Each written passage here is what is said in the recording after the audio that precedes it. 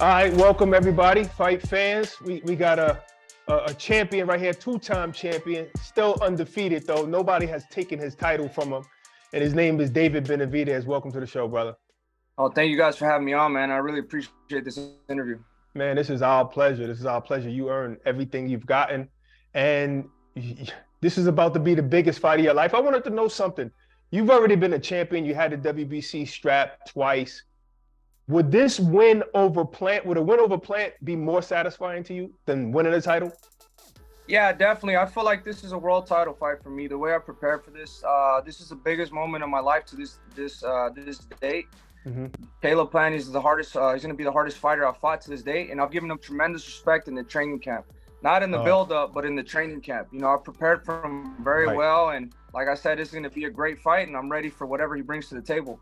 No respect in the build-up, though. You're not lying. No respect. You really don't like this guy, huh? Nah, we don't like each other. No doubt. We do not like each other, but I feel like, you know, this is a part of boxing, bro. I mean, every boxer like this for pay-per-view needs a dancing partner. Yes. And I feel like a lot of the fighters, a lot of the fans been a little upset, but I feel like, man, this is part of the show. They should just sit back and enjoy everything that we give them. Oh, we're definitely happy for this fight right here. Listen, one thing I appreciate is your truth, because you're saying you're giving him a lot of respect in the training camp.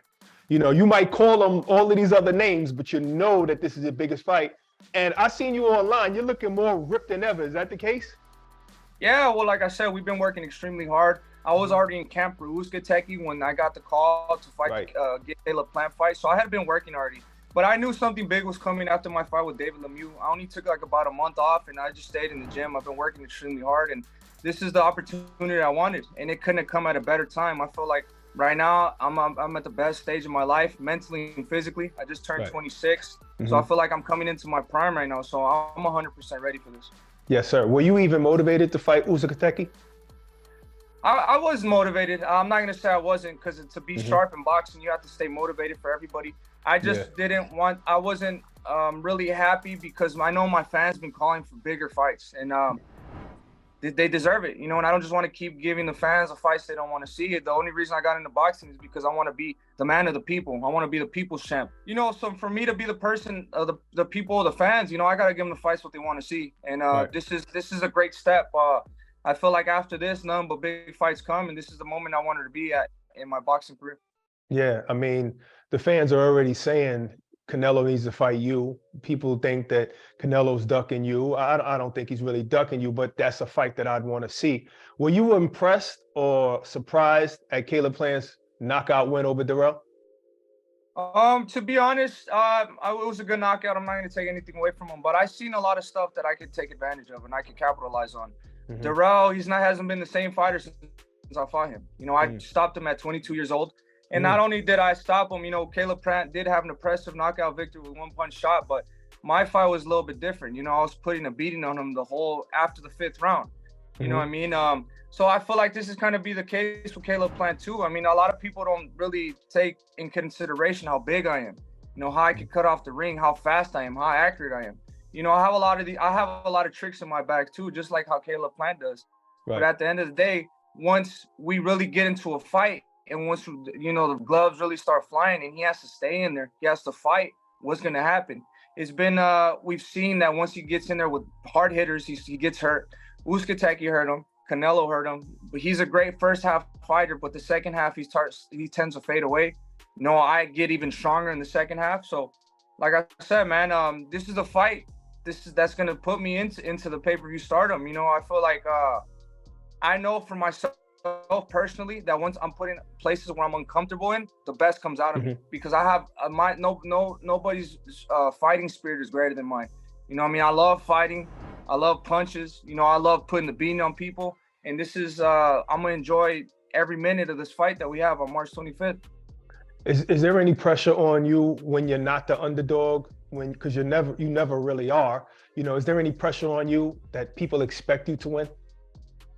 I don't really think about that type of stuff. You know, I always give the fighters, everybody I fight, tremendous respect. I don't really look at odds. I don't look at being the underdog or favorite fighter. I feel like the camp has to be great, whether you're good. I mean, whether you have a good fighter or not. In this camp, we haven't left any stone unturned. We've been working extremely hard, and like I said, man, I feel like I'm at the best place I've ever been in my life, mentally and physically, and I'm 100% ready to go. Right. Well, speaking about everyone you fought and the respect that you've given, what was your toughest fight to date? Um, Probably the toughest fight to date has been with Anthony Durrell because he's the most declarated fighter. Oh, They wow. were not really that tough, but like I said, you got to give credit where credit's due. He was a veteran, you know, he's good at the time, and he made me work. That's the thing about people don't understand.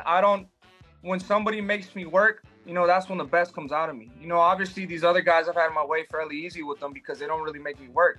You know, I feel like once you see me against, Porky Medina, Anthony Durrell, I mean, all these other guys, you know what I mean? The guys that really make me work, the guys that run for me and don't give me any easy shots, those are the ones that the best comes out of me. And I know that for a fact.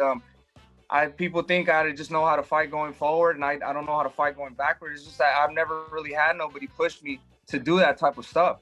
But now that I got this fighter in front of me, why do you think I was Golovkin's main sparring partner from 15 years old all the way to 19 years old? You think Golovkin's gonna work with people that aren't good? You know what I mean? Right. I've been sparring with Surdo Ramirez, Bivol. I sparred him countless times. I sparred all these guys. You know what I mean? And I know what I'm doing, bro. Like I said, at the end of the day, you guys have seen that I'm one of the most accurate punches in boxing. I hit at 46%, and I throw punches and bunches. You know, so if people think that I don't know what I'm doing, they got something else coming from them. And this is exactly what I want to do. I want to shut people up, and I want to prove the doubters wrong. Right. And you know what it is? It's that it's like, I think it's like what you said, you know, when someone doesn't bring it out of you, people don't get to see what you actually have in you, you know. So on my social media, the people who are picking Plant to win, they're saying that, oh, he's going to box rings around you. Do you think that maybe because of the way you dispatched everybody else, people are underestimating your boxing skills? Yeah, definitely. But that all plays in my favor. I haven't showed any of it because I don't need to show it, but Caleb Plant will see it. Right. I know exactly what Caleb Plant's going to do. That's the thing about it. I know he's going to try to box me. I know he's going to be going around. He's going to be trying to set traps up. But he doesn't know what I could do. He doesn't know how I box going back. You know what I mean? I throw a lot of combinations, and that's kind of his Achilles heel, is combinations and body shots. You know what I mean? And I have a great jab too. You know what I mean? A lot of people, they don't give me credit for anything I do. They just think I come and throw big power shots. I don't. If you really look at me, I'm really, you know, particular in what I do. I know how to pick to the head and the body, and you know what I mean? So it's gonna be a great night, man. I'm excited. And I don't run from no fight. I welcome the fight. You know, I stand in the fire. I love it.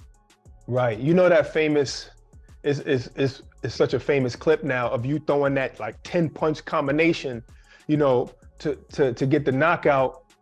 Even that was controlled. Yeah. that wasn't even wild. Like, you get your fighter hurt and you never really go wild. You're still like pinpoint and accurate. Yeah, and then too, I don't know if you've seen when I fought Ellis too, I was throwing some great combinations, bro. There's just a lot of stuff that people don't give me credit for. No doubt. Why do you think I've heard literally every person I got in the ring with? There's only been 2 people I haven't knocked out, and that was years ago, or they haven't stopped. That was years ago. The last person I haven't stopped, I was 21 years old. Yeah. You know what I mean? Why do you think that everybody quits in that ring with me? You know what I mean? There's just so much pressure, so much body shots, so much consistent work. You know what I mean? So I know exactly what I could do. I know I got the power to stop Caleb Plant. It's just that we're gonna have to set it up. We have to be way more. We're gonna have to be a little bit more. It's gonna be more mental in there. We have to set stuff up. We're gonna have to do the right way. We're gonna have to bring the hands back up because he is a fast fighter. You know, so we're not gonna leave no room for him to counter, and we're gonna have to be ready for whatever he does. Yeah, more of a chess match. I know Stephen Edwards, you know, his trainer Breadman, I know he gives you a lot of credit for being a good boxer as well. So fans, you know, sometimes fans don't really understand the sport. But I want to know, who was your hardest puncher? Because you said you heard everybody you fought. Who was your hardest puncher you ever fought? To be honest, the fights I've had, nobody is really came in that had really strong power like that. You know what I mean? Not even Durrell. Durrell was a knockout puncher. So look at this is the thing about Durrell. He did not hit hard at all. He had no power.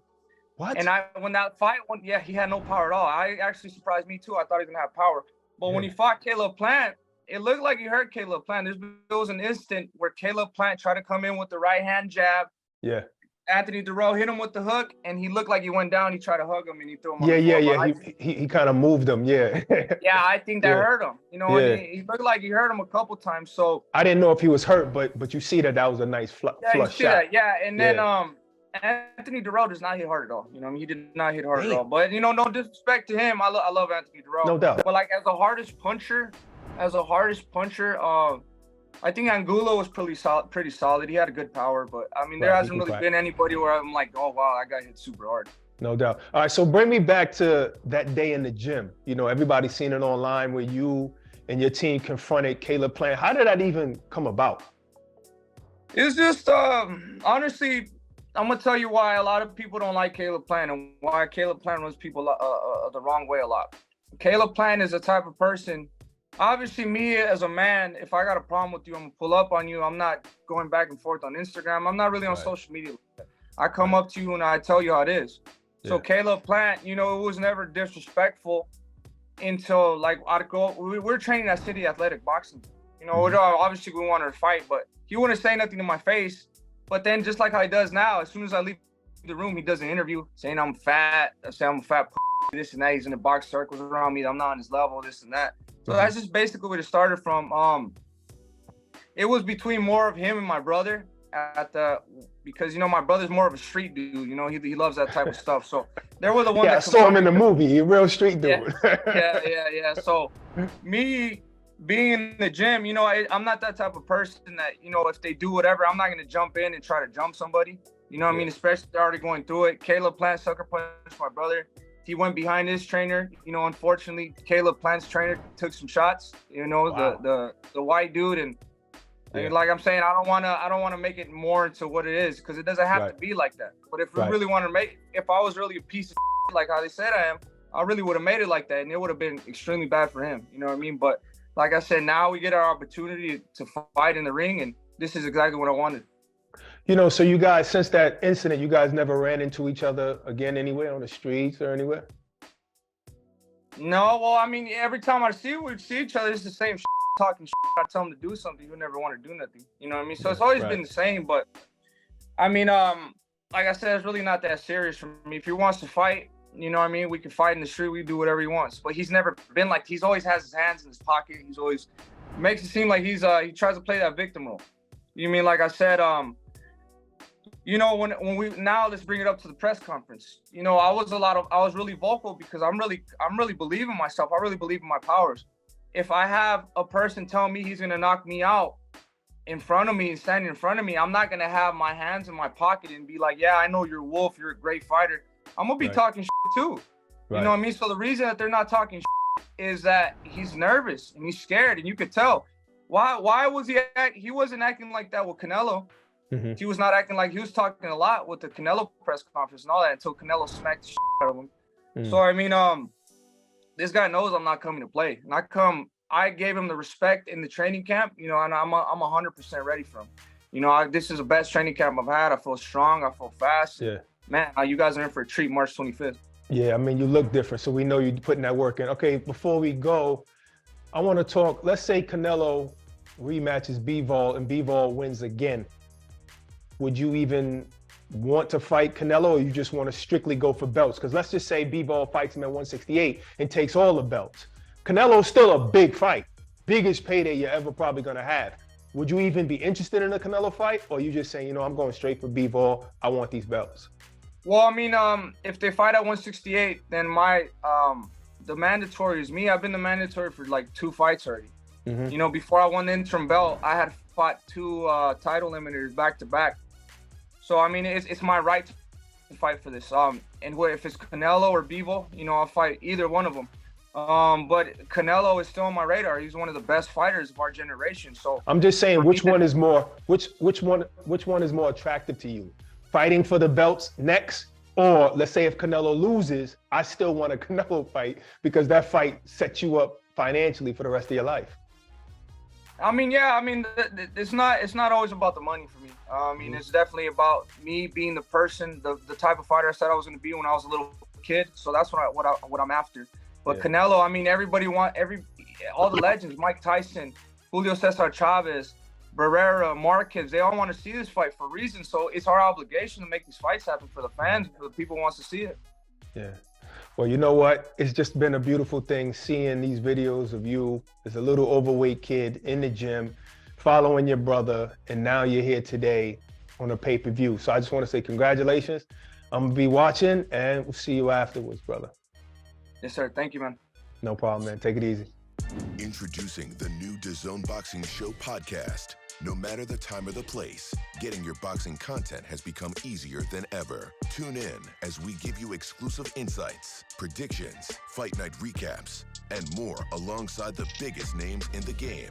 All for free. Available globally every Thursday across all audio streaming platforms and with new episodes dropping weekly to give you the latest news. Just type in the DAZN Boxing Show podcast, listen in, and enjoy.